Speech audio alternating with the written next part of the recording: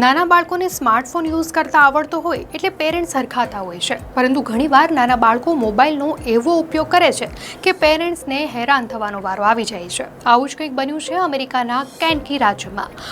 લેક્સિંગ્ટન સિટીમાં લિયામ નામના 8 વર્ષના એક છોકરાએ એમેઝોન પરથી બલ્કમાં લોલીપોપ્સ ખરીદીને તેની મમ્મી હોલીને મુસીબતમાં મૂકી દીધી હતી. હવે તમે વિચારશો કે ભાઈ લોલીપોપ ખરીદીને શું મુસીબત? તો લિયામ એક કાર્નિવલમાં ભાગ લેવાનો હતો અને એમાં તે લોકોને ઇનામ તરીકે ડમડમ લોલીપોપ આપવા માંગતો હતો, જે માટે તેણે મમ્મીના મોબાઈલથી એમેઝોન પરથી લોલીપોપના 30 ડબ્બા મંગાવ્યા હતા. આ 30 ડબ્બા 2-4 લોલીપોપના ડબ્બા નહોતા, પરંતુ તેમાં હતી 70,000 કેન્ડી. આ લોલીપોપની કિંમત $4200 અમેરિકન ડોલર એટલે કે લગભગ 3 લાખ કરતાં પણ વધારે હતી.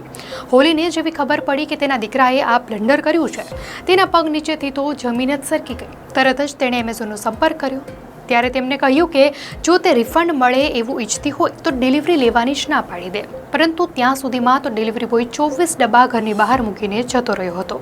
હવે હોલીબેનના માથે આવી પડેલી મુસીબતને ટાળવા તેમણે ફેસબુક પર પોસ્ટ કરી મદદ માંગી, જેમાં લોકોએ તેની કેન્ડી દાન કરવાની સલાહ આપી છે. તો હોલીબેનને તમે શું સલાહ આપશો? આ કેન્ડીનું શું કરવું જોઈએ?